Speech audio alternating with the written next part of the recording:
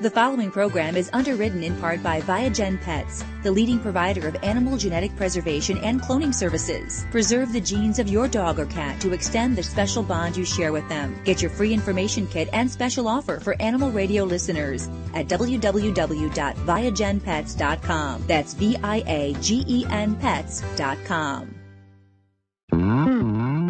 Celebrating the connection with our pets. This is Animal Radio, featuring your dream team, veterinarian Dr. Debbie White and groomer Joey Villani. And here are your hosts, Hal Abrams and Judy Francis. And welcome, my friend. Write down this number. Toll free, 1-866-405-8405. That's an 866 number, 866-405-8405. And on the other end of that line, Dr. Debbie and dog father Joey Villani answering your pet questions, whatever your questions may be about your animals. Call now. A big show today. We're going to have the folks from Viagen back. They're going to talk about the first ever cloned puppy here in the U.S. Interesting stuff they're doing. Also on the show today in just a few minutes, Robert Semro with 5 reasons birds make incredible pets. Now, Joey has a cockatoo. Is that what it is? Yeah, it's a cockatoo. It's umbrella cockatoo. An umbrella cockatoo, Gurney. Who's the Beretta bird. Yep. And is almost 40 years old, he believes. Wow. They live a long time, and they do make incredible pets. I have never been the guardian of a bird, but I'm going to be listening today to find out all about it with Robert Semro in just a couple of minutes. Lori Brooks, what are you working on over there in the newsroom?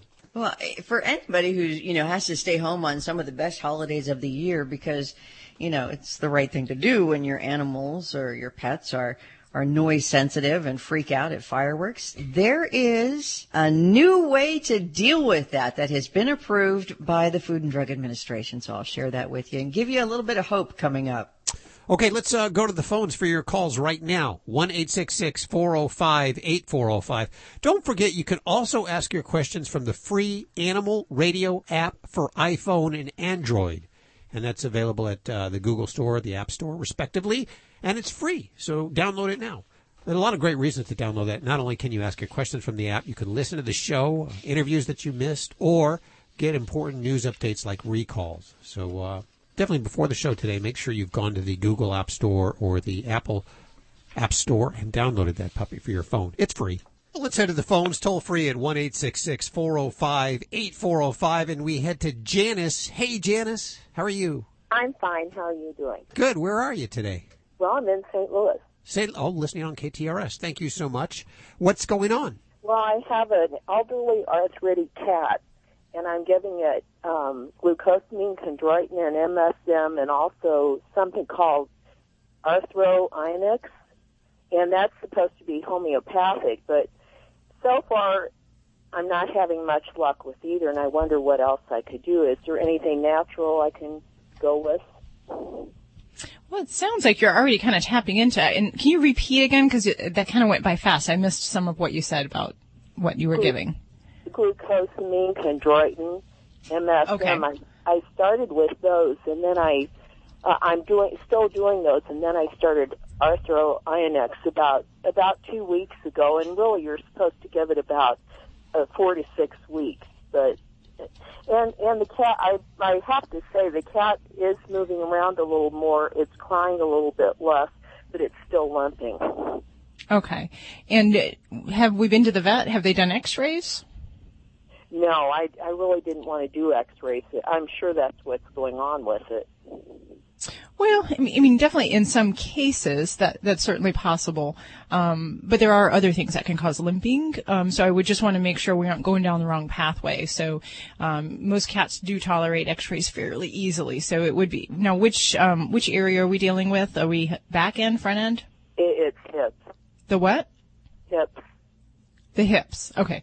All righty. So, and I do see a fair amount of cats that do have hip dysplasia. So that isn't too uncommon. I think it's about under 10%, but somewhere around 6-7% of cats can actually have hip dysplasia.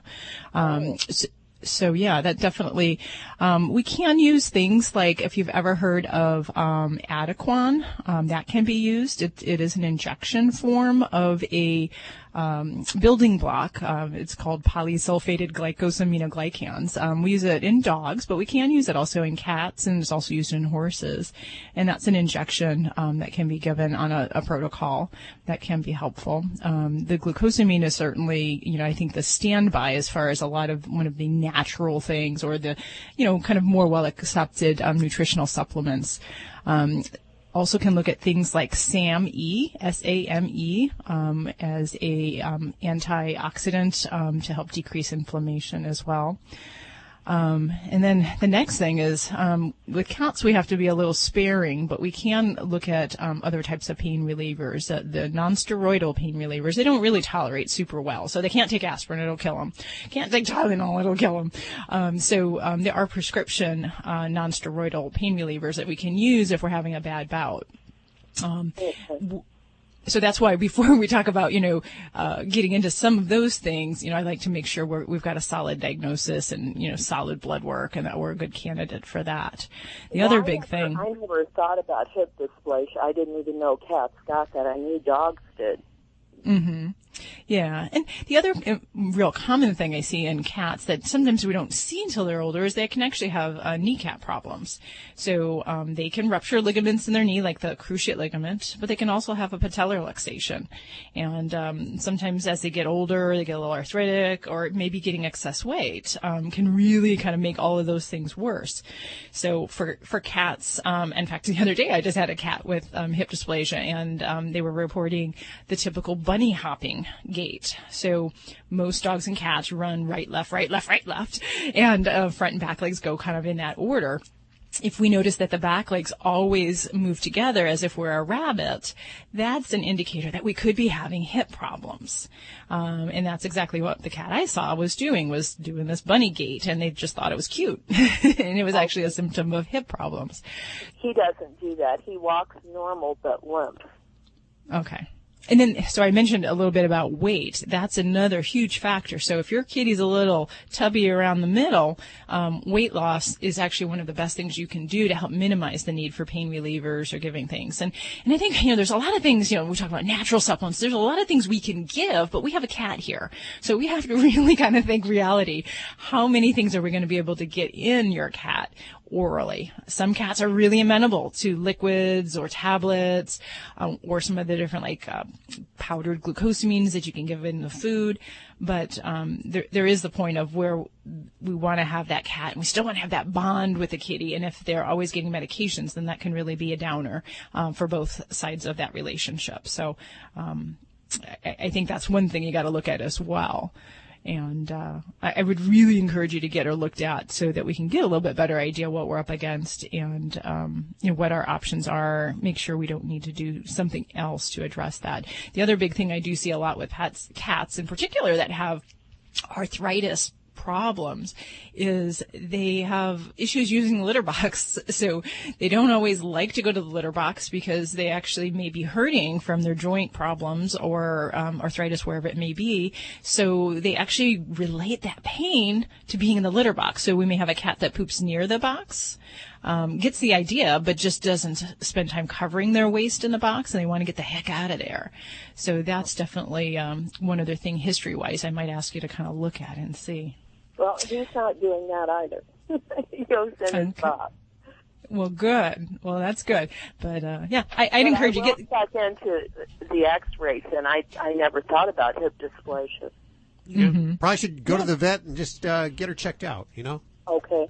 Thanks for your call, Janice. We wish you the best of luck. Thank you for listening on KTRS in St. Louis. We love you guys. Toll free, 1-866-405-8405 to reach out to the Dream Team. Don't forget you can ask your questions also from the Animal Radio app. This is a free app for your iPhone or Android device.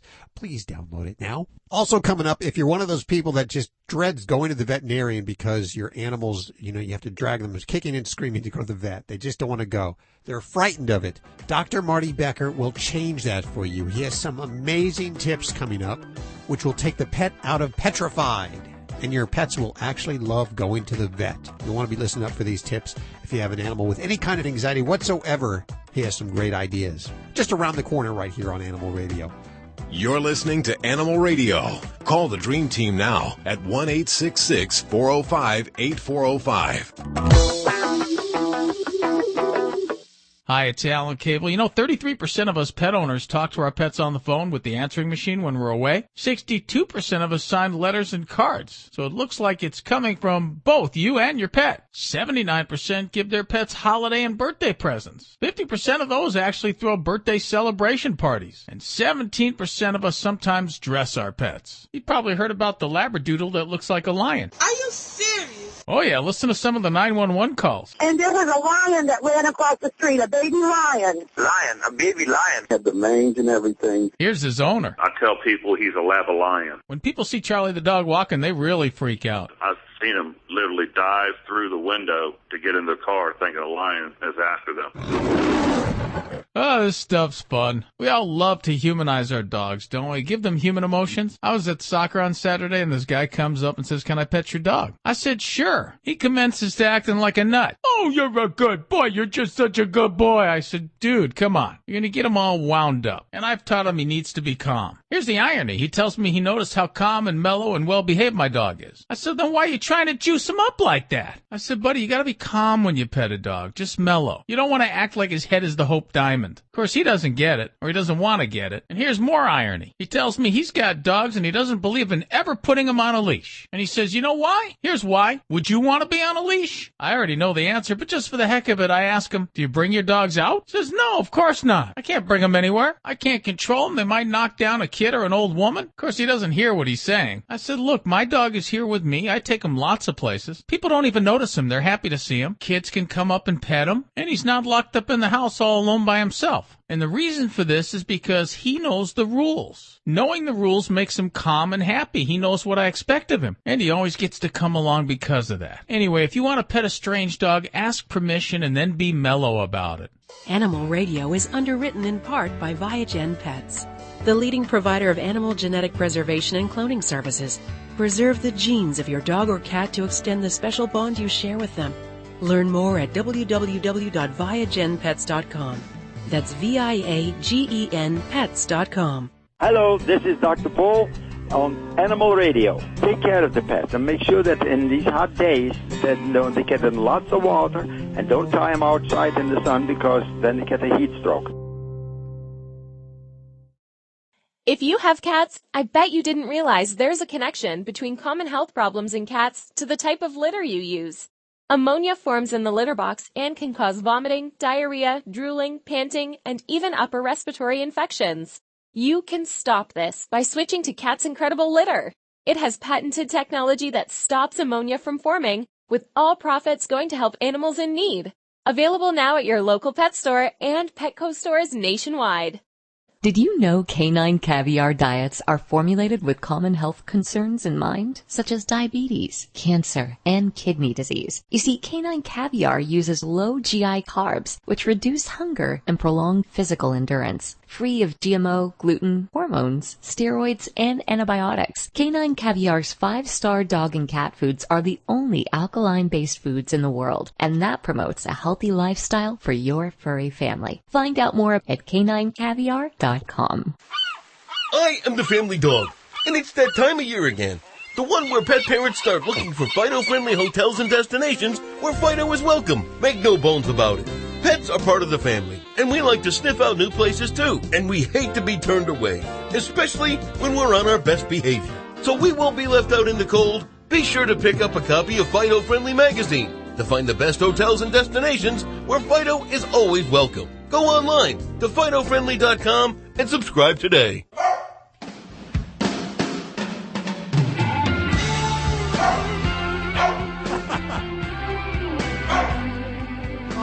Welcome to our newest air talent.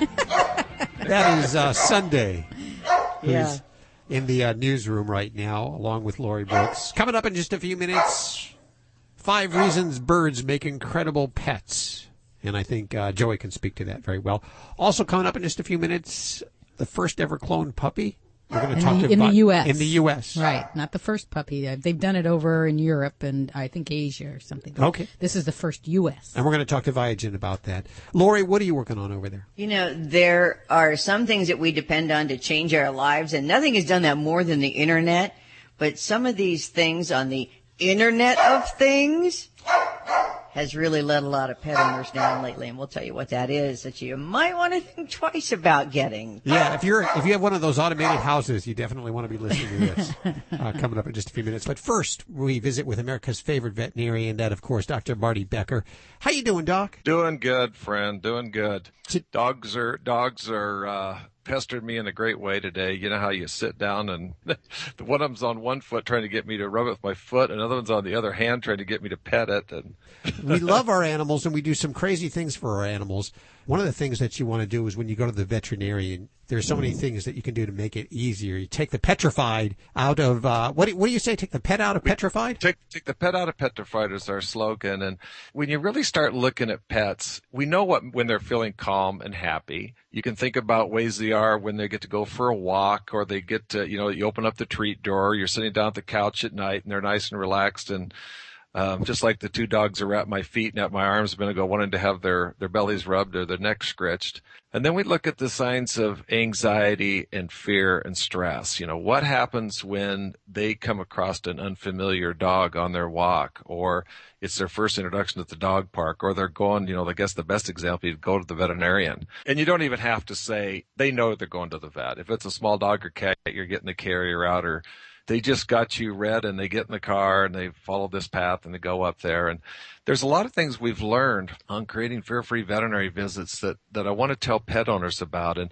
there's certain anxiety and fear triggers that are part of taking a pet to the vet. So if you have a small dog or cat and you're going to use a carrier, don't get it out the night before or the morning of the procedure. You're guaranteed to have a pet that has instant anxiety that lasts throughout the trip and the visit. The ideal thing to do, and I practice what I preach here, is to have the carrier out all the time. We bought a new carrier. It's more attractive. The old the ones you see at the airport, that were now they're nice colors. They've got these cool air holes, and we call it fun furniture. So it's out all the time. It just happens to be their home, away from home. When so they get used to it before they go to the vet. So it's not like a symbol of going to the vet or somewhere bad. It's like furniture they see all the time, right? Exactly. And lots of good things happen in there. So you get new toys, you put them in there. You get a tasty kind of new food or treat, you give it in there. And also, if you have small children, you let them know, listen, that's the place that's off limits. That's their safe house. Where you don't bug them when they're in their house, when they're in their little den. And then you want to start about a week out. If this is a wellness visit, you want to start a week out with your preparation. So it's going to involve pheromones. Okay. In pheromones, you want to get a recommendation of your veterinarian of a brand, because there's pheromones that sound the same, look the same, they're not the same. So get a recommendation of your veterinarian of the pheromone that we know are clinically proven to work. So you start this magic carpet ride of pheromones. It's literally go from a pad you put in the carrier, a towel, and then it goes in you have the pheromones in your car, and then they're going to find it at the clinic. There are some natural chill pills, we call it. They're nutraceuticals.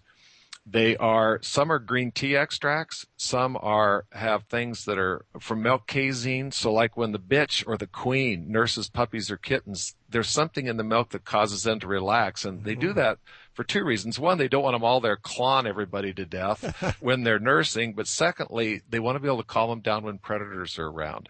So there's some natural products, also compression garments like thunder shirts. So if you're going to do the chill pills, you'll start the magic carpet ride of pheromones. You start the chill pills a week out. And then when it's time to go, don't do it with dread. Do it with either neutral or your happy voice, your kind of go to the dog park voice.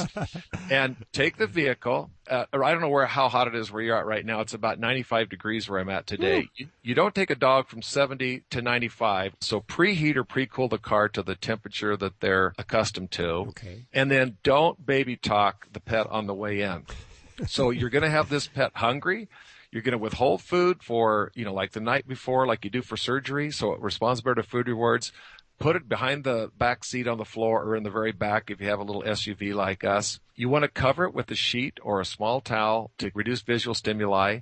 And the very best thing you can do, go on iTunes and download one of the songs from Through a Dog's Ear or Through a Cat's Ear. This music is actually paced to be at their resting heart rate for dog or cat. And if you do those things, bring it in hungry, start the pheromones and the chill pills a week out. Don't baby talk it, play the music, cover the thing. You're going to arrive with a pet that's like it's had 3 glasses of wine and a Valium.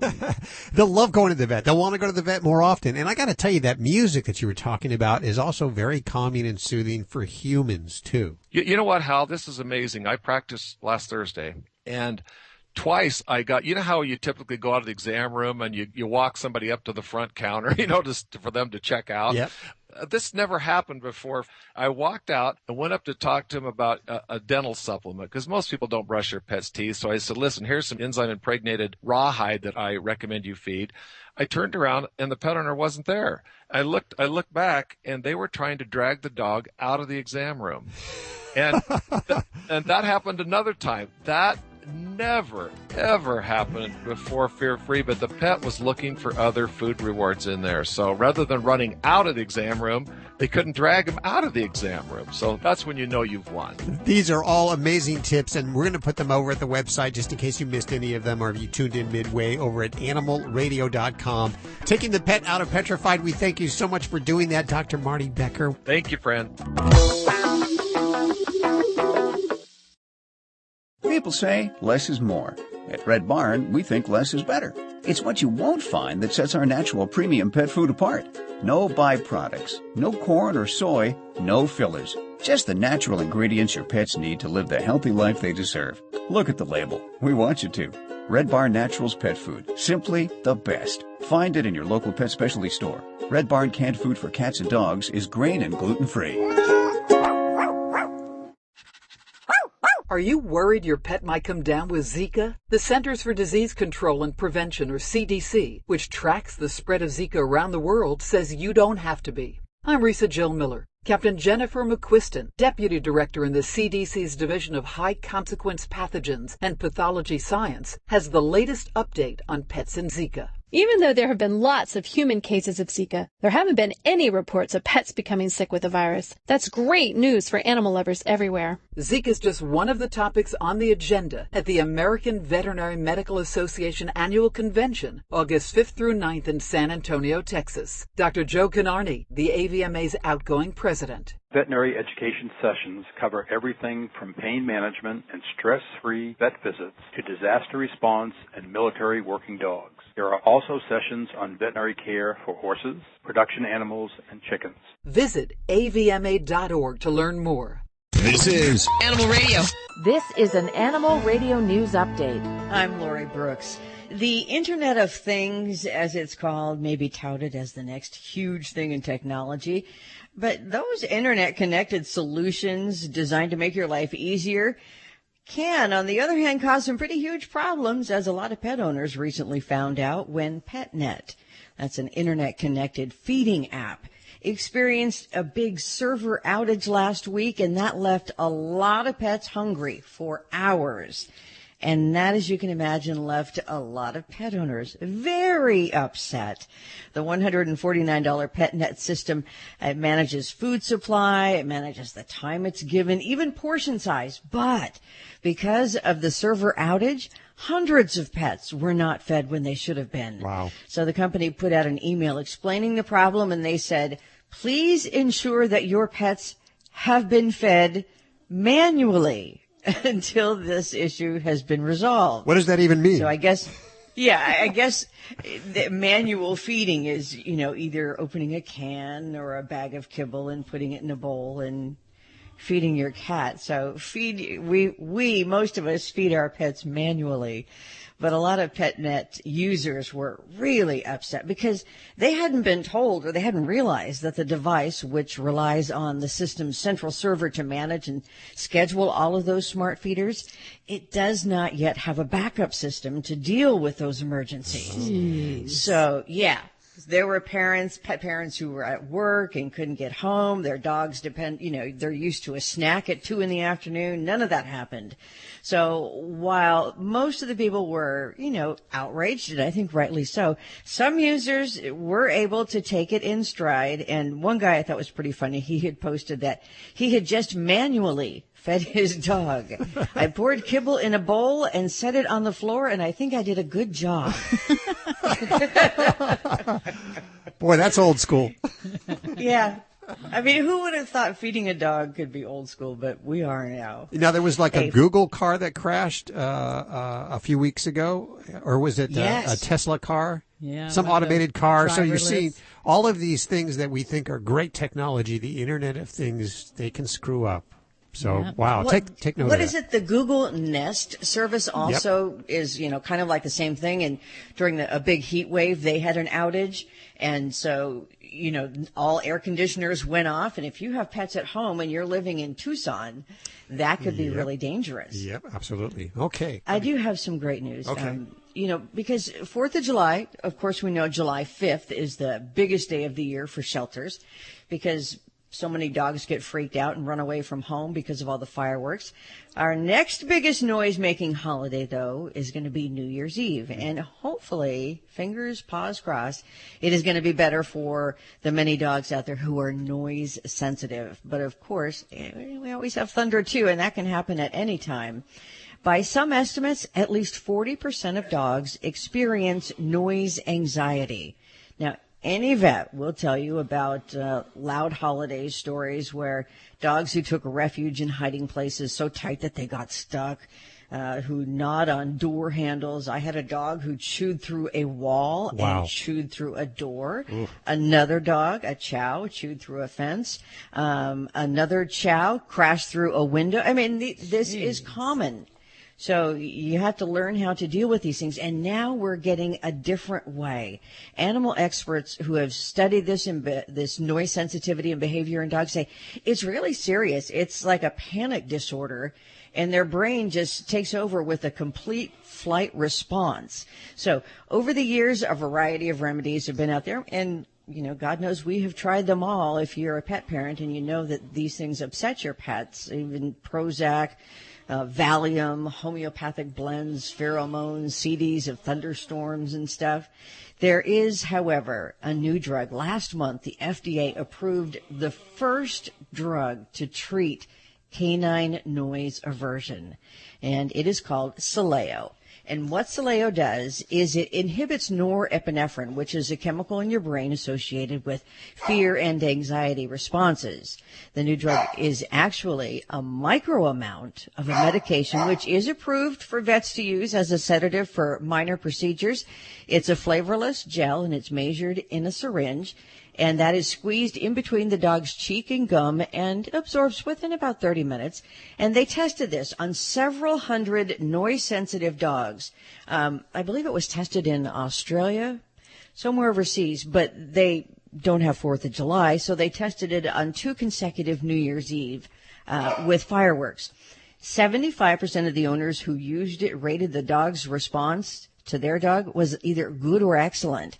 And it apparently lasts for hours. And then after it wears off, after several hours, you can then administer another dose. So it's not like, ooh, the whole thing's got to be over in just a few hours. Sileo's main side effect, and that was in about 4 or 5% of the dogs, was vomiting. Not good for that. But, I mean, at least there's something out there. And Dr. Debbie has said this before, and I wanted to get this in, that all vets really stress this, is catching the noise response early is absolutely the best thing you can do. And desensitize the dog. And Dr. Debbie, she can talk about this again, too. With the calibrated recordings of the offending news, you started off at a really low volume and then increase the volume over time. And use, of course, positive conditioning. But, by the way, cats can also have noise aversion, but those reports are less common. And mostly because cats will seek refuge like under a bed or something, and that's kind of something they would do anyway. So It's not as easy to track. You know what? We're trying with Ladybug. We're doing this desensitization. There's an app out there, and we play the noises, and then we give her treats when she hears the noises, just like you were talking about. Dr. Debbie turned us onto this. Mm-hmm. It's something, though, you can't do like a couple of days before the fireworks. You got to work several months at best ahead of time up to it. So if you want to desensitize them for New Year's, start now. You know, we do have one of those cats, too, that's afraid of thunderstorms and stuff. It goes and hides under the bed. Yes, he does. This noise that you're hearing in the background now in my studio is my new foster dog, Sunday. What a cutie. And, yeah, she is, but I'm trying really hard. I've only been working with her for a week. But she came from a shelter after she was found in a home abandoned with a couple of other dogs and a couple of other animals. And they don't know how long she was there. Wow. So then it became a court case. So who knows how long she was in that house without food or people. What do you mean it became a court case? It became a court case because she was found in a house abandoned. So it became an abuse case or a neglect case. Okay. So she was in the shelter for 5.5 weeks while this case was going on, during which time she was healing from mange. So Sunday now has people around her all the time. I am, with her. She goes with me everywhere. But if you're not near her or whatever, she gets a little this anxious. Response. What now? How does she get the name Sunday? I guess that's what they called her at the shelter. Okay. So when we as the rescue got her, some people want to change the name, and my theory is that she's going to be adopted out. Somebody else is going to change her name, probably, maybe. But right now she's got 5 weeks or 5.5 weeks of Sunday being called Sunday under her belt. That's enough change. Now, are you fostering her or did you adopt her? Because I know you're. No, we're fostering her. Okay, now I've seen you. But if she do this before, I've had plenty of fosters who became hospice cases, and if she had to stay here forever, that would be fine with me. She's absolutely adorable. She's 8. She is. Aww. Well, welcome to the show, Sunday. Did you hear that, Sunday? I'll have her go fetch your paper, okay, Hal? Do we have time for one more story? Yes, we do. Okay, because we're talking about shelters, and we all believe in pulling dogs from shelters, cats, whatever kind of animals, and there is, so many shelters especially in the summertime experience horrific conditions because things like air conditioning, may be really old, but there's this shelter in Kentucky in Martin County. The city is Inez, or the town, and they got some really bad news last week that their shelter is full of toxic mold. Ooh. In the walls, in the ceiling, everywhere. And when you have mold like that, it has got to be cleaned by hazmat people. Because it can literally kill. Mm-hmm. So this rescue that has the license to run the shelter through the county is now responsible for, paying to have it cleaned up and all this stuff. And they've got 20 dogs and 37 cats that they've got to get out of there. So, and then on top of all of that, the expense of that, every single animal before it leaves has to be vetted because the black mold can cause neurological issues for humans and for animals. Yeah. So you have to know the health of the animal before it is put into foster or adopted. So if anyone out there, if you know anyone in Inez or Martin County, Kentucky, we hope you'll let them know there's a big problem at their local shelter, or maybe you can help them out. We'll put their information on our webpage. I'm Lori Brooks, and you can always get more breaking animal news anytime at animalradio.com. This has been an Animal Radio News Update. Get more at animalradio.com. Well, don't you know this healthy serving of Animal Radio is brought to you by the grain-free Red Barn Naturals canned food for dogs and cats. Always made in the USA with natural, functional ingredients. They all support your pet's optimal health. We can speak from experience on this. Tigger's the studio cat has made an amazing turnaround on Red Barn. Learn more over at Red Barn Inc. And thank you so much, Red Barn, for underwriting Animal Radio. For over a decade, Viagen has been the leading provider of genetic preservation and cloning services of prized livestock, with thousands of satisfied clients. Now announcing Viagen Pets, providing genetic preservation and cloning services to pet parents. Consider preserving the genes of your pet to extend the special bond you share with them. Get your free information kit and special offer for Animal Radio listeners at www.viagenpets.com. That's VIAGEN Pets.com. You're listening to Animal Radio. Call the Dream Team now at 1-866-405-8405.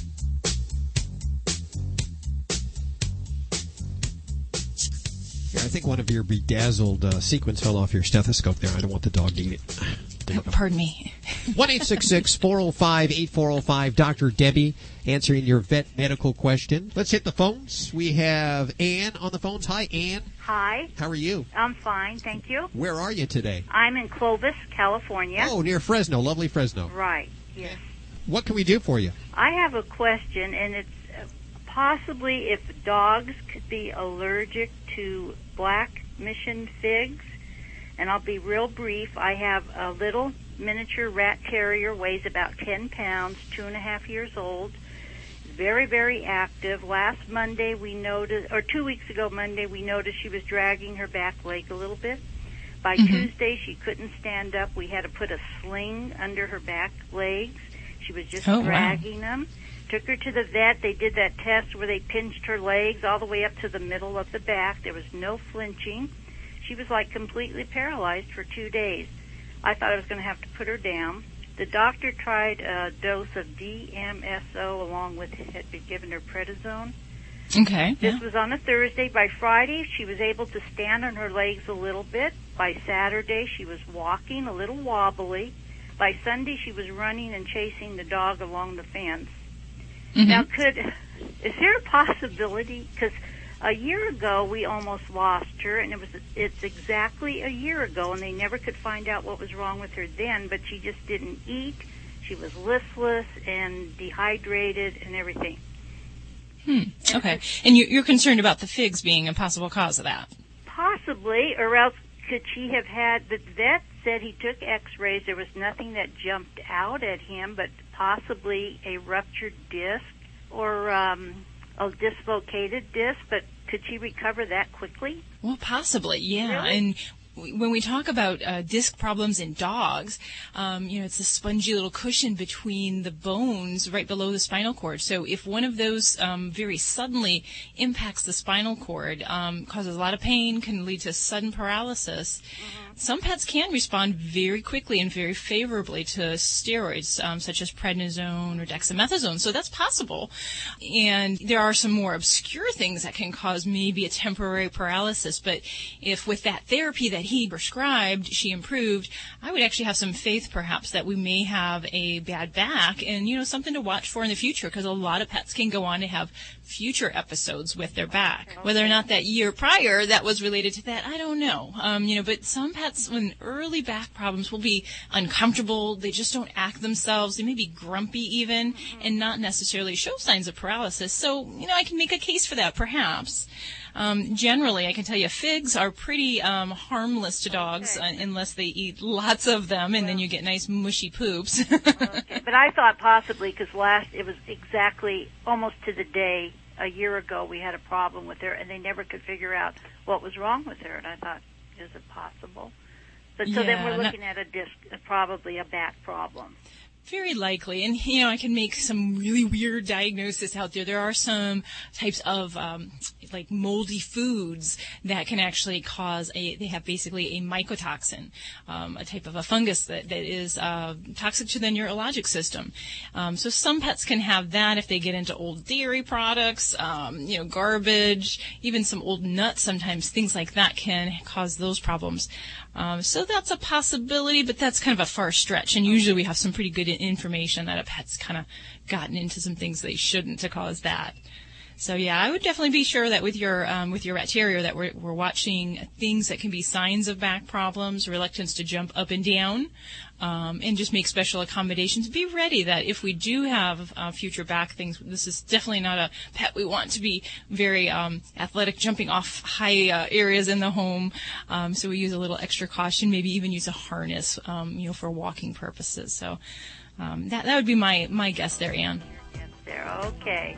Like I said, I was curious, but it's unbelievable. I mean, we were looking at little doggy carts on the internet, and even thought possibly we're going to have to put her down. Well, I'm glad it turned out like it did. I mean, that's to make a recovery like that is great. Unbelievable. And thank you very much for your call today. 1-866-405-8405 to talk to anyone on the Dream Team right now.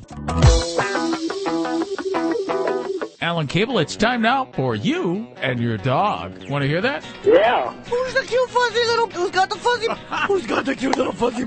Oh, your nose is so wet. Oh, yes, it is. Oh, yes, it... No, off the table. Good baby. You want a treat? Mommy loves you. Mommy loves you. Woohoo! No, I'm going to scratch the special spot on your tummy to make sure little leg kick. Oh, yeah, I love that part.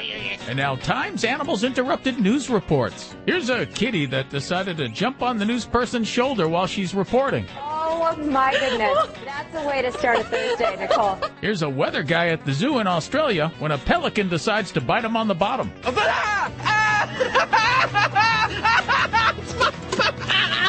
you love it? The anchor guy says, do you love it? Do you love it?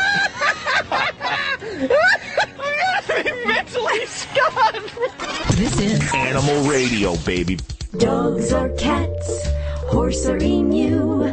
Animals are people too. A drunk man in China was bitten by a panda after jumping into its enclosure at the Beijing Zoo. He then retaliated by biting the panda back.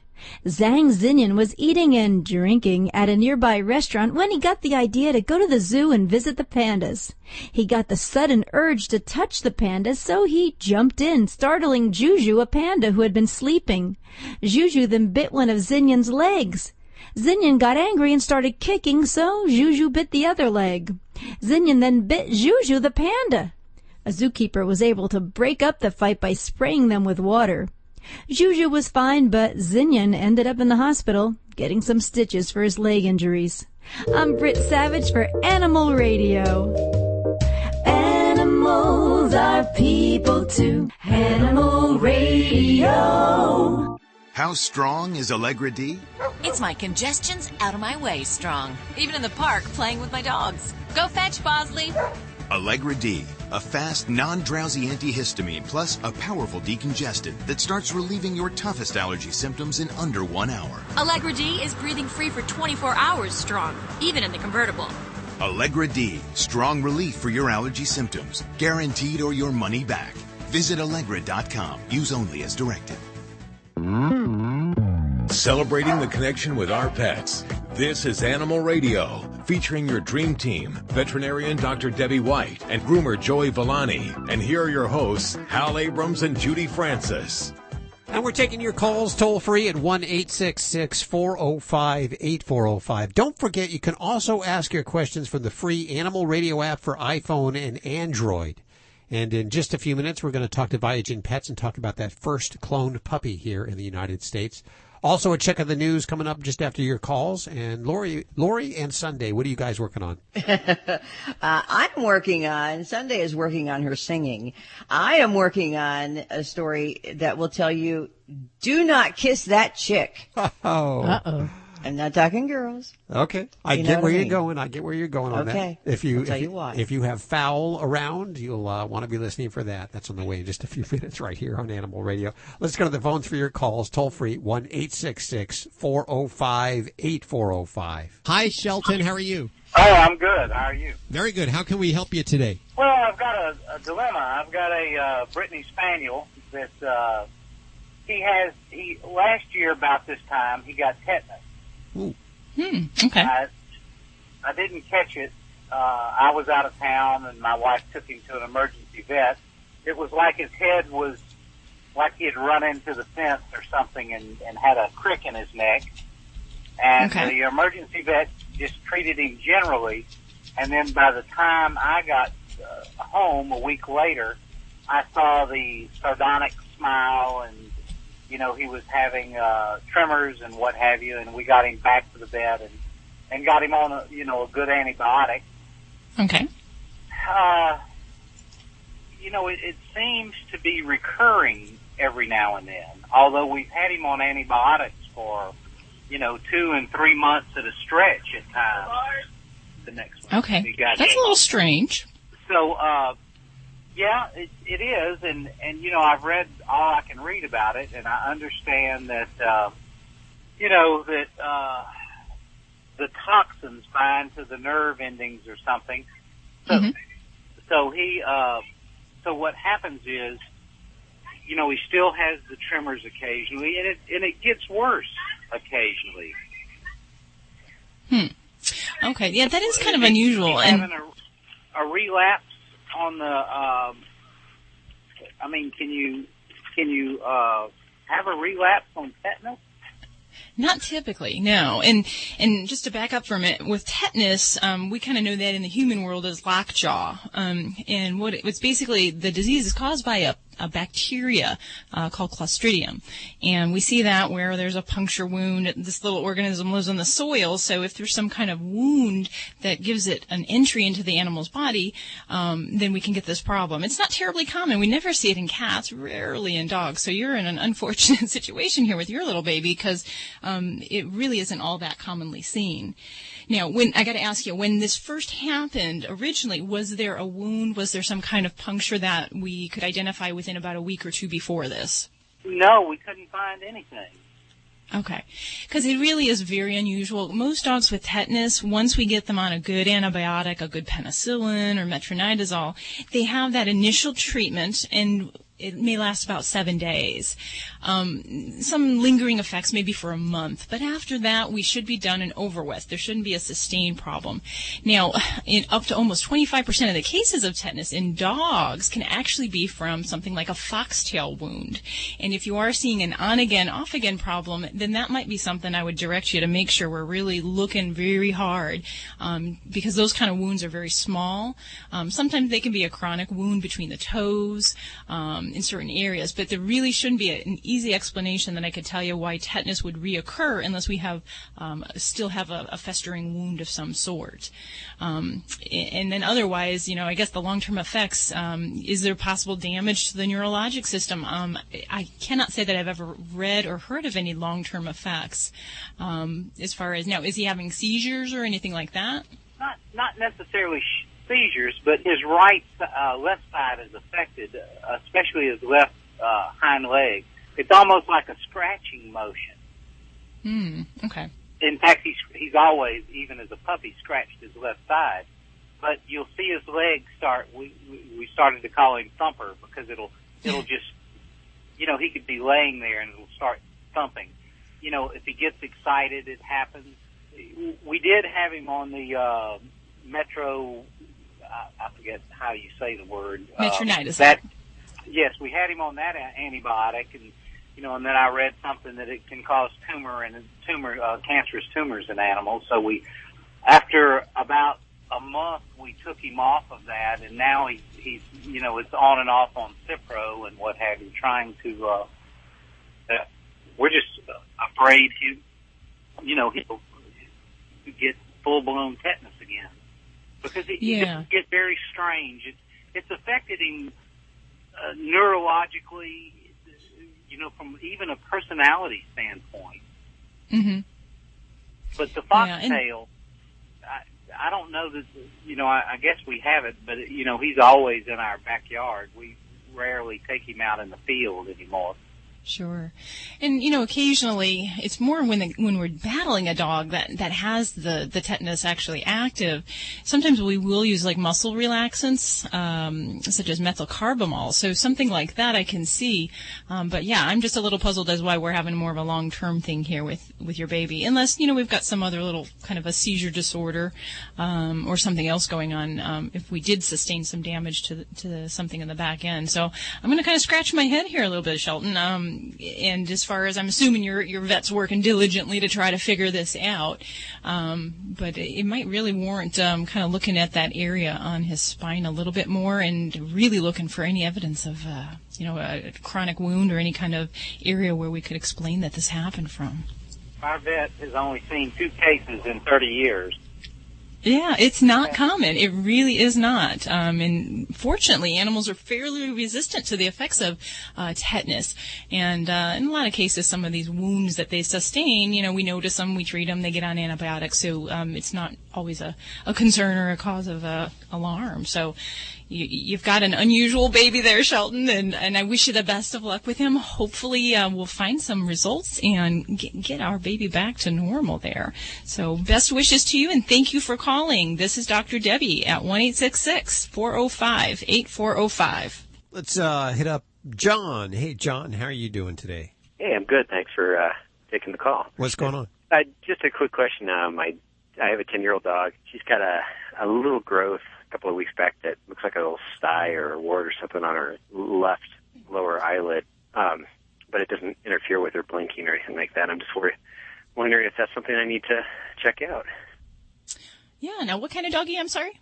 She's a mutt from the pound in Flagstaff, Arizona. I got her off the res, and I'm told she's coyote mix. Okay. And is the lump, is it on the inside of the eye, on the outside? What area coming in from the nose to the side? On the outside. Okay. Well, the good majority of little masses along a dog's eyelid, they tend to be benign growths. And of those, they most commonly are a type called a meibomian gland tumor. So that's by far the biggest cause of these type of things. So those type of things, not to say they can't cause a problem, and sometimes they can actually get pretty big. They'll kind of even get a cauliflower-like growth off of them, and they can rub on the eye. So some of these really can cause ulcers in the eye or discomfort. So the treatment of those, first I'd say, get a look at it. If you'd hold up the mic, I can, try to get a picture of things. But getting a vet's eye on it is a big thing, because sometimes there are types of lumps and bumps that get us a little bit more excited. If they're pigmented, kind of a black color, sometimes that gets us a little bit more concerned, because we can get melanoma, a more serious tumor that occurs on the eyelid. And then some types can be a little bit more destructive to the area, like squamous cell carcinoma. People are aware of that because of the sun-related issues. So that for dogs too can occur on the eyelids. So that's my argument. Would they zap it off and test Sometimes. it, or what would they? Yeah, so when we have an eyelid tumor, pretty much we have to remove those type of things with a pet under anesthesia. And I get that question all the time. Can you do it with my pet awake? No, not going to happen. Not many dogs will sit for that. So from there, but yes, we can do a couple of things. We can, if it's large and it goes into the lid, we might do kind of like a V-shaped wedge. So we take out a little wedge of the eyelid and sew things back up. If it's small and doesn't seem to go very deep, then yes, we can kind of cauterize that either with an electrocautery. At my office, we have a laser that we use, and that helps to kind of ablate the tissue or just kind of destroy it on the surface. So that technique can be used for some of the smaller or less serious ones. If we're worried that it's a more serious tumor, we're going to probably go for that V wedge, because we want to get nice, clean margins and solve that problem for the long haul. But how much can you tell by looking at it? If I brought her into the office, could you look at it and say, it looks like this or it looks like that? In some cases, yeah. Usually, but I would say just because the great majority of these type of tumors are meibomian gland tumors. And, the breed sometimes gives us some clues, because we know that there are some dogs like poodles, cocker spaniels, collies that tend to get these benign eyelid tumors a little bit more frequently. So if we've got that, there's sometimes a little bit of the odds game we can play to help. And that may not help your situation since you have a mixed breed dog. But well, it potentially. does. I was wondering whether or not to make an appointment, so it sounds like I should. Yeah, absolutely. I would definitely encourage you. And, it could be something we can handle pretty simply. And just sometimes a little bit of, monitoring, watching, and waiting is acceptable for these type of things. Beautiful. I will keep an eye on it, but I guess I'll make an appointment for next week as well. Thanks for the information. I sure appreciate it. Thanks for the call, John. 1-866-405-8405. You're listening to Animal Radio. Call the Dream Team now at 1-866-405-8405. Hey, everybody, this is Brett Michaels, and I just want to say, you, right now, want to take... Wait, give me the line again. My brain skipped. Brett Michaels. I just had one of my brain hemorrhage brain farts. Oh, Go don't ahead, do that. say Don't do one that. more time. I don't want to be responsible for that. Trust me, it's me. Go ahead. Animal Radio. Brett Michaels, Animal Radio. You got it. I knew the Animal Radio. Okay, here we go. Hey, this is Brett Michaels. You're listening to Animal Radio, and take care of your pets. They will rock your world. Did you know canine caviar diets are formulated with common health concerns in mind, such as diabetes, cancer, and kidney disease? You see, canine caviar uses low GI carbs, which reduce hunger and prolong physical endurance. Free of GMO, gluten, hormones, steroids, and antibiotics, canine caviar's 5-star dog and cat foods are the only alkaline-based foods in the world, and that promotes a healthy lifestyle for your furry family. Find out more at caninecaviar.com. You're listening to Animal Radio. If you missed any part of today's show, visit us at animalradio.com or download the Animal Radio app for iPhone and Android. It's Animal Radio. Celebrating the connection with your pets, and we sure do love talking to you. You can call us toll-free at 1-866-405-8405. Just to check in, or if you have a question about your pet's grooming or your pet's health. We have Dr. Debbie over here and Dog Father Joey Villani to my right. And Lori and Sunday. Sunday is a brand new foster, hopefully not a foster failure, but a foster dog. Lori's into the bulldogs, and I got to tell you, Sunday is one cute bulldog. She's adorable. So what's happening this hour? Talking about one of our favorite breeds of dogs. What is one of the favorite breed of dogs that is being bred, truly being bred into oblivion? Ooh. We'll tell you. Okay. Yeah, it's really scary. I don't know why, but I see Sunday just perked up. So that's on the way in just a couple of minutes right here on Animal Radio. But first, we visit with Blake Russell again, who last week told us about genetic preservation and what Viagen Pets does. All very intriguing. I spent the week looking at the website, and I understand that there's an announcement. Welcome back to the show, Blake. Thank you, Hal. Yeah, we're very excited. We're ready to make our announcement about our first puppy. This will be the first cloned puppy ever born in the United States. And, most people, they're not even aware yet that companion animal cloning is available here. And so this puppy, she's going to get the opportunity to tell the world that cloning technology is available for pet owners everywhere. I have to ask, what kind of puppy was it? She's a Jack Russell. What was the story behind the Jack Russell? Well, she has an owner who believes that she was the dog of a lifetime, had a phenomenal relationship with her, and she's getting older, and he saw the opportunity to produce an identical twin to this lifetime treasure. It's a chance to extend this bond that he had with her, and so he's anxiously awaiting now. She's cannot be sent to her owner until she's weaned, and she's still a few weeks away from that. So he's watching her on video every day and communicating with her, and it's just going really, really well. So are there others waiting in the wings to do this? Yes, sir. We have a waiting list now that's building as word is getting out. We're just beginning to get word out to veterinarians and pet owners, not only around the U.S., but everywhere, that now puppy and kitten cloning is available here. It sounds like a very hard and complicated process, Blake. Well, the good news is that our team of scientists make it very simple for our clients. Our clients take their pet to their veterinarian where they get a simple skin biopsy, and we do the rest. And at the end of the day, the client gets 100% guarantee that they'll have a healthy, veterinarian-inspected genetic match, so an identical twin to their dog or cat. Does this involve GMO? There is no genetic modification here. They get an identical twin. So this dog or cat will have the exact same genetics as the original. So if you do genetic preservation, are you required then to do a clone? The first step to cloning is the genetic preservation, but we have hundreds of clients that take that first step, so that then opens the door to future opportunity, but many of those clients are very comfortable for now staying in that genetic preservation step and just waiting until the opportunity is right for them and their family to proceed with cloning. There's a lot of information here. Where can we learn more? Well, we look forward to visiting with all pet parents, so they can find us at our website at viagenpets.com, or they can call us at 888-876-6104. I'm going online right now. Thanks, Blake. Thank you.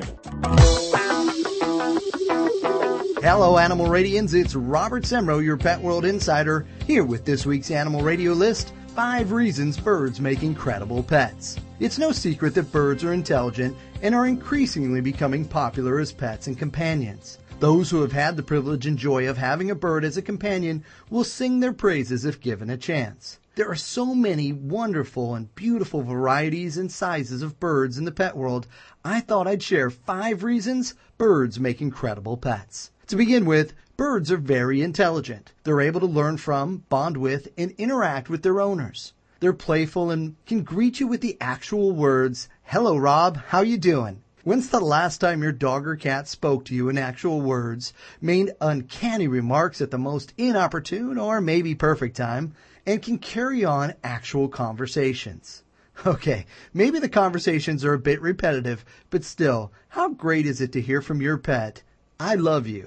Next up is the advantage that they're easy to care for. They require minimal grooming and are naturally very clean and hygienic animals. They take pride in themselves and will preen themselves daily to keep their feathers shiny and clean. They require little space, little food, and can get by with a little time when time is short in supply. It's also easier to clean a cage once a day than multiple cleanups for dogs and cats. Another advantage is that they do not need much space to live in. While a bird cage with more space is always more desirable, many get by with minimal space. So if you're someone who doesn't have a lot of space or time, a bird may be a perfect pet for you. Bird toys are also another easy thing to provide for them. Birds are able to make almost anything into an item of interest and play. Next, birds are fairly easy to train. Their intelligence and curiosity make them willing, eager, and very capable learners. They do love to interact and please. Combining all of this makes them much easier to become well-trained and extremely entertaining members of the family. Remember that birds are beautiful. They have different features and habits that will certainly keep you entertained and engaged for a long time. Next up is that they also don't eat as much as other pets. They literally eat like birds. In addition to pellets, seeds, and other prepared bird foods, many birds enjoy appropriate fresh fruits and vegetables. This leads us to the importance of knowing what things can be toxic to them, as they and their systems are much smaller and more susceptible. Finally, most birds stick to a regular schedule that, when followed, provides predictability and a healthy environment for you and your bird. So if you're thinking about a bird as a pet, do your research and know that you're possibly making one of the best friends you'll ever have. Also, remember to check out the local and regional bird rescues for adoptable birds that may be available. Share your pet bird stories and tips on our Animal Radio Facebook page. How strong is Allegra D? It's my congestion's out of my way strong. Even in the park playing with my dogs. Go fetch, Bosley. Allegra D, a fast, non-drowsy antihistamine plus a powerful decongestant that starts relieving your toughest allergy symptoms in under 1 hour. Allegra D is breathing free for 24 hours strong, even in the convertible. Allegra D, strong relief for your allergy symptoms, guaranteed or your money back. Visit Allegra.com. Use only as directed. This is an Animal Radio News Update. I'm Lori Brooks. Judy, I thought about you when I got this information not too long ago. Because, more than 600 people, they say, have gotten sick just this year so far in outbreaks of salmonella traced to pet chickens or pet ducks kept in backyard flocks. Chickens. And you take care of some chickens, don't you? Yep. Yes. Your neighbor's chickens? Yeah. The health officials are warning us that as tempting as it might be to nuzzle up to cute little fluffy chicks and ducklings, that owners of poultry pets really need to rein in that affection to protect themselves from becoming really sick. 45 states have already reported outbreaks of salmonella linked to poultry in backyard flocks this year, according to the CDC. And that breaks down to more than 600 people who have been infected, about 140 of them hospitalized. So it is really serious. And the CDC says this is the largest number of illnesses linked to live poultry on record. So they're not sure exactly what's going on or how it's happening, but you really need to be careful about it. And if you have kids, really make sure that they are especially careful, because as many as 1/3 of these infections of salmonella, because of chickens and ducks, have been in children under 5 years old. Just remember, all live poultry, all can carry salmonella bacteria. Even if they look healthy and clean, you just don't know. So here are some of the steps that you can take to avoid it. Do not kiss, as hard as it is, because they are sweet looking. Do not kiss chickens and ducks. And don't even put them close to your face. Always wash your hands well with soap and water after handling any feathered pet. And again, don't let kids under 5 handle or touch chickens, ducklings, or any other kind of live poultry without adult supervision. Now, I wonder if the increase has to do with more and more people are now bringing chickens into their backyards. Yeah, I mean, more than ever. I could go down our street right here. We live in a pretty metropolitan city, and there's many, many houses that have chickens now. Yes, they do. I would bet you're right. But what about Yurik and Monique? Oh, Yurik, the Frenchman, and Monique. The Frenchman and Monique. Yeah, it's hard to tell. Boat. Hard to tell there. There is a new study out on what could be, and this is heartbreaking, the demise of bulldogs. They are so cute. The English bulldog is one of the most popular breeds in the world right now, but believe me, being a popular breed does not always do favors for that breed. The reason that they're saying is, people love the childlike appearance and behavior of bulldogs, but all of these past alterations in body type and behavior, which were needed to create the bulldog look that we see nowadays that everybody loves, has required so many physical changes way beyond what their, original bulldog ancestors of years ago looked like. Now, all of these changes have occurred over hundreds of years, but these changes are now becoming faster and faster, bigger and bigger over the last decades. And they say, popularity does not equate to health, and there have been increasing pressures on breeders, or some people, depending on which side of the debate you're on, greeders, to moderate the physical extreme changes that now affect the breed and its health. However, but by approving health by breeding in changes that would positively impact the health of bulldogs, they say that because the dog has gone so far from what it was originally intended to be, that it may no longer be possible. They may not have the genetic pool available within the dogs to change it back to healthy. There's not enough diversity. So what breeders or greeders should do to seek to improve the breed now, they're going to have to outcross to other breeds, although they're not recommending who or what.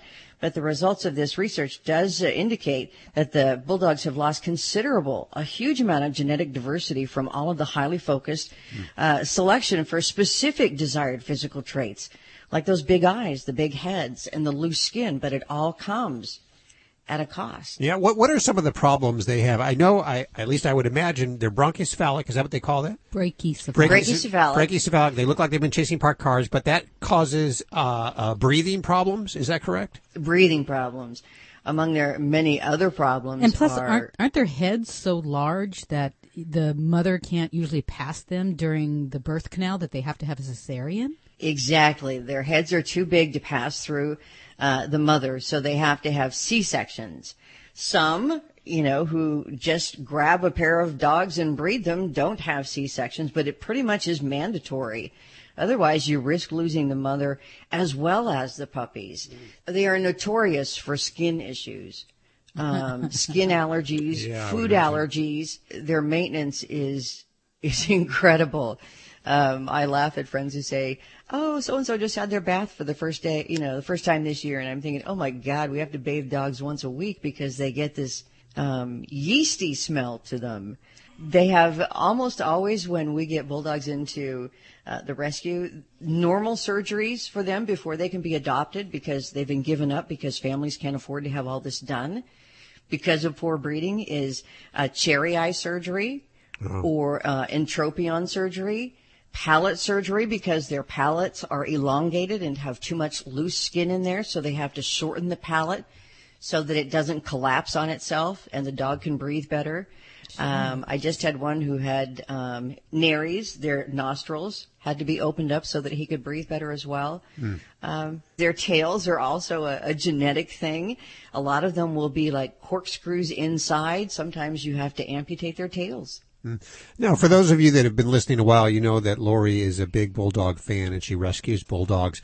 Would you recommend a bulldog for somebody that wanted a bulldog? Honestly. My honest to God truth bottom line, if you can afford it and if you don't mind all of the work that's associated with keeping them clean, happy, and comfortable. Okay. Do the research. Yes, absolutely. Right. Exactly. Please do the research. Okay. Because they are so cute, and that's what happens. People don't do the research. They go out and buy one. Then they start with these mounting vet bills, and you can't afford it. You don't have the time. It's not fun. It wasn't what you signed up for. They end up in rescue. I've heard that's one of the most expensive dogs to keep. It is. Yeah. It's really sad. But they're expensive puppies to buy, usually around $2,500 to $4,000. It probably all has to do with money, right? Ultimately, why they're being bred like this? That's where the term greeders is coming from. Greeders.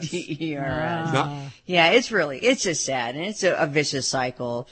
But I love them. You know, their personality is really, really different. And it's not that I have the money. I work through the rescue, and I do a lot of fostering. Yep. You see it front line. I do. SeaWorld has actually done a flip. Requested the dismissal of its lawsuit against the California Coastal Commission, challenging some conditions that were placed on its permit to expand tanks at the park as part of their Blue World project. Those conditions had required SeaWorld to end its captive breeding and transfer of orcas at their facility. Now, with SeaWorld's request, this lawsuit is now officially dismissed. The Animal Legal Defense Fund says that dropping its lawsuit, in its opinion, is a positive step toward following through with their promise, but it does nothing, it says, for the other animals that SeaWorld holds in captivity. Now, talk about a blessing. There was this German Shepherd in Chicago that was saved recently from what would have been certain death. By an unlikely Samaritan, he was saved because this Samaritan was a thief and intent on breaking the window in the car that this dog was trapped in and stealing the laptop that was sitting on the front seat. So it's a good thing it happened. It was super hot that day, but it was about 10 in the morning, so it was 80 degrees. But they estimate that it was about 120 inside the car. Ooh. The owner stops the car, walks into a pub, comes out an hour later, finds his car smashed, the window smashed, and his laptop gone. But the dog is, outside running around. And he said, I was only in for, 15 or 20 minutes. I always find that when bad things happen, people will say anything to make themselves look better, right? Yeah. So luckily the bar owner, the pub owner, was a dog lover. She was furious. She knew how long she was in there. She went back and she pulled the surveillance tape. He had been in there for an hour. And she said, if that guy hadn't gotten your laptop and smashed her window, I would have done it just to get the dog out. So good for her. Yay, thief. Yeah. I'm Lori Brooks. Get more breaking animal news anytime at animalradio.com. This has been an Animal Radio News Update. Get more at animalradio.com. And now a word from my best friend. That's my dog when I come home. Hi, it's Alan Cable. I want to talk to you about your dog's behavior. There's a big difference between dog training and dog behavior. One of the most common problems we hear about is excessive barking. Most dogs are going to bark. It's part of their nature. That's how they communicate. And sometimes barking is good. You want your dog to warn you if somebody's coming into your house. Certain dog breeds bark more than others. They're bred to be barkers. And dogs have different barks that you can learn. Let's talk about the different reasons why dogs bark. We already talked about the warning bark. Dogs also bark when they get anxiety. Some dogs have separation anxiety, and they'll bark all day. Dogs also bark when they're being playful, when they want your attention, and when they're bored. They also bark when another dog barks. So now that we know a little bit about why dogs bark, how do you stop it? As always, positive reinforcement and reward are the techniques I like to use. Now, if you're somebody who works long hours and you're away from the house all day, your dog's probably going to bark. But you can reduce some of that barking by making sure your dog gets plenty of exercise. Getting rid of that pent-up energy will get rid of some of the barking. If your dog is barking at you, pay no attention. In fact, turn your back on your dog. The more attention you give your dog, the more you're actually encouraging the barking. Yelling doesn't work. If you're ignoring your dog and he stops barking, that's when you give praise. Good dog. You can give a treat, too. In fact, whenever your dog is doing a desired behavior, like just laying still and being calm, that's a great time to walk over and pet your dog. If that's not working, correct your dog. Poke her in the neck with your fingers or keep a leash and collar on so you can give her correction when you need to. And use the sound of a word like hey or no. After you do that, immediately divert the dog's attention with a treat or a toy. Or give her a project. Take a hot dog, cut it up, and throw it all over the backyard. Let her hunt for it. Giving your dog something better to do than bark. Remember, whenever your dog does something that seems weird, take her to the vet first. Make sure there's no medical problem. But anytime you take on a behavior modification, it's going to take patience and consistency. And you'll see the rewards of your hard work quicker than you think. You're listening to Animal Radio. Find us at animalradio.com. Log on, learn more. Just because you don't have time to read a book doesn't mean you can't enjoy stories about artists and groups that you love. To discover a whole new world of audiobooks and hear the stories that made the music, visit HappyLandAudio.com. That's HappyLandAudio.com. Hey, this is Big Ant from Rescue Inc. Remember, spay and neuter your animal, and abusers are losers. Now back to Animal Radio. Let's see. You know who we have on line 3 is Stephen Rowley. Hi, Stephen. How are you doing? Hi, how are you? Very good. I haven't told the audience about you yet. You are an author. This is your first book, right? Yes, that's correct. I've written a novel called Lily and the Octopus. It's my first book. And correct me if I'm wrong. I heard rumor, and I'm trying to see if I remember, you got like $1 million up front before ever writing this book and never having any previous books. Well, something like that. I did write the book on spec without an offer, and Simon & Schuster, who published the book, did read it, and they were quite generous with me. But I did have to write the book first. But that's an incredible journey that you've made, and it's incredible. It's an amazing book. It's quite a sort of Cinderella story, if you will. It's really quite amazing. When I sat down to write this story, it's very much a novel, but I did have a dog named Lily, a dachshund, who I had since from her puppyhood until she was almost 13 years old, and she succumbed to cancer. And I am a writer of other sorts. I've been a screenwriter, and I've written for newspapers and things like that. But I was really surprised by how sidelined I felt by grief after losing this friendship. And so I just sat down to write, never expecting fully to write a novel or to even see something published. But I just started writing to sort of help me heal and understand that loss. It was cathartic for you. It was very cathartic, and I think, I tried to just be as emotionally true to what I was feeling, and somehow that really seems to be resonating with readers. Okay, the book is called Lily and the Octopus, and the octopus in this book is metaphorically a tumor. Is that correct? That is correct. She had a brain tumor, and so when I sat down, my goal was to write about attachment and loss, and there was something about the metaphor of an octopus, something that has tentacles and can have a sort of literal stranglehold on you, that I thought served that well, that sort of talked about how difficult it can be to let go when it's time.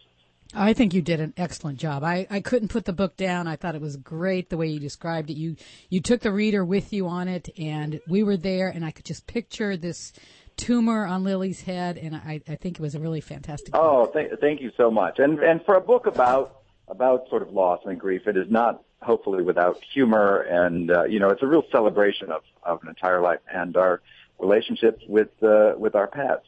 Was Lily your first pet? I had dogs growing up. I grew up in rural Maine, and we had a big house with a barn and whatnot, and we had dogs. But dogs, I grew up in the sort of 70s and 80s, and our relationship with our pets was just a little bit different then. These were more sort of outdoor dogs and very much pets. And Lily was the first dog that I had, not only that I raised from puppy into old age, but also that was very much a fully integrated family member. When you discovered, or how did you discover that there was something wrong with Lily? She actually had a little lump on her, above one of her eyes, so that did start to grow. I never, I'm not clearly quite as around the bend as the narrator of this novel is. I never actually thought that it was an octopus, but there was something about having a little lump there that sort of led me to thinking about that metaphor. But unfortunately, it was very quick moving, and it was only a couple months from the time I discovered it till the end of her life. Mm. Do you have a new pet? Do you have a new dog? I do, yeah. I have a rescue dog named Kilda. She's a terrier mix who had, when it came time to getting another dog, I knew sort of intellectually I have a good home, and I was being perhaps selfish and not providing a dog in need with a good home. So I was ready to open the house, if not 100% my heart. And she had been, someone shot her up pretty good with a BB gun. And she lost an eye and had several broken ribs and whatnot. So she was ready for a safe place to live, if not 100% ready to trust new people. So we did a delicate dance around each other at first, but we are good friends now. Well, it's very tough when somebody loses a pet. Obviously, you don't want to replace that pet, but it's very tough to get another pet because you feel that you're going to go through that loss again. Yeah, it's true. And there is a little, there is a fear, what if she was too much like Lily? Would I resent her for that? And then there was a little bit of fear too. What if she's not at all like Lily, and I have trouble attaching to her. But, each relationship with a dog is unique and provides its own love, Is there any advice you'd give somebody who was on that cusp of, just losing an animal and shy of getting a new animal? I would not shy away. I just think that the people who love animals, there's a special kind of bravery about these people. And I love that, we love these animals fully, knowing that they don't live as long as we do, but we love them fully anyway. We lose them, we grieve, and many of us get to the back of the line and sign up to do it all over again. And I just think that is a special kind of human being, and that's my tribe. Those are the people I love. Absolutely. It's a great book. In fact, I have 10 copies to give away right now to listeners at 1-866-405-8405.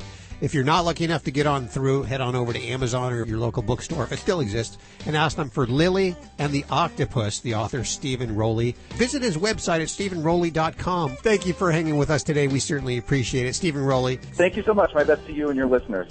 We'll put links to everything you've heard on today's show over to animalradio.com. Well, let's get on out of here. What do you say? And let's go walk our fish and our birds and all of our kitties and, the dogs, too.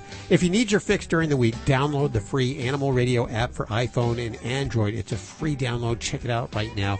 And we'll catch you back right here next week for more Animal Radio. Take care. Bye-bye. Bye. Sunday and I are going for a walk. This is Animal Radio Network.